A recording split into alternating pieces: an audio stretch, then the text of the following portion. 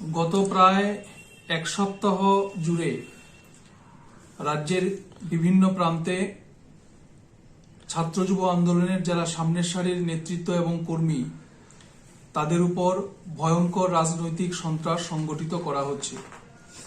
প্রথমে আমরা লক্ষ্য করেছি যে খয়ারপুরে প্রাক্তন মন্ত্রী এবং উপাধ্যক্ষ পবিত্রকরের বাড়িতে রাজনৈতিক সন্ত্রাস সংগঠিত করা হয়।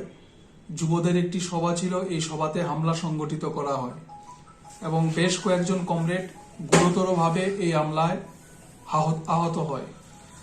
পরবর্তী সময়ে আমরা লক্ষ্য করলাম আগরতলা রামনগর এলাকায়, যেটা পুলিশের সদর দপ্তর থেকে প্রায় ঢিলছোড়া দূরত্বে অবস্থিত, এই রামনগরেও এসএফআই রাজ্য সম্পাদক সন্দীপন দেব, এসএফআই রাজ্য সম্পাদক মণ্ডলীর সদস্য বিজয় বিশ্বাস, ডিওয়াইএফআই এর নেতা জয়দীপ রাউত, ডিওয়াইএফআই এর নেতা সুমন দেব সহ এই এলাকার বামপন্থী ছাত্র যুব আন্দোলনের যারা সামনের সারির কর্মী তাদের উপর ভয়ঙ্কর প্রাণঘাতী হামলা সংগঠিত করা হয়, ব্যাপক ভাঙচুর সংগঠিত করা হয় এবং এলাকা জুড়ে একটা নৈরাজ্যের পরিবেশ কায়েম করা হয়।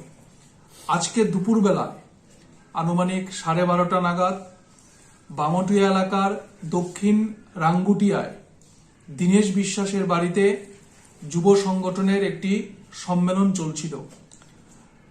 বিজেপির গুন্ডা বাহিনী অতর্কিতভাবে এই সম্মেলন চলাকালীন সময়ে আক্রমণ সংগঠিত করে এবং এতে করে প্রায় 5-6 জন যুব আন্দোলনের কর্মী, যার মধ্যে ডিওয়াইএফআই এর মোহনপুর বিভাগীয় কমিটির সভাপতি পার্থ দাস, যুব নেতা পঙ্কজ সরকার সহ আরো বেশ কয়েকজন যুবকর্মী আহত হয়। তাদেরকে জিবি হাসপাতালে চিকিৎসা করাতে হয়, সিটি স্ক্যান করাতে হয়। আগামীকালকেও বেশ কয়েকজনকে হয়তোবা চিকিৎসার জন্য আনা হবে জিবি হাসপাতালে।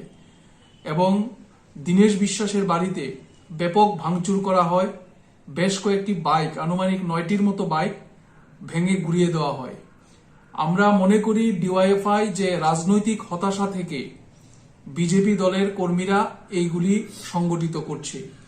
পায়ের তলায় জমি তারা হারাচ্ছে, দ্রুত মানুষের জনসমর্থন কমছে এবং এটা বুঝতে পেরেই তারা এই ধরনের আধা ফেসিস্ট সন্ত্রাসের রাজত্ব কায়েম করতে চায়, মানুষের কণ্ঠরোধ করতে চায়।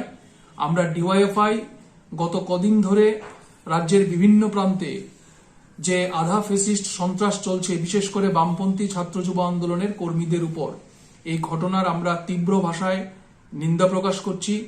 পুলিশ প্রশাসনের কাছে দাবি করছি অবিলম্বে আইনের শাসন প্রতিষ্ঠা করার জন্য এবং যারা প্রকৃত দোষী তাদের চিহ্নিত করে পুলিশ যেন গ্রেপ্তার করে এবং উপযুক্ত শাস্তির ব্যবস্থা করে। আমরা ডিওয়াইএফআই মনে করি যে রাজনৈতিক হতাশা থেকে বিজেপি এটা করছে এবং আক্রমণ করে, হামলা করে বামপন্থীদের দুর্বল করা যাবে না, ডিওয়াইএফআই এর আন্দোলনকে স্তব্ধ করা যাবে না। আরো বেশি যুবকরা রাস্তায় নেমে এই ধরনের বর্বরোচিত ঘটনার প্রতিবাদ ধ্বনিত করবে।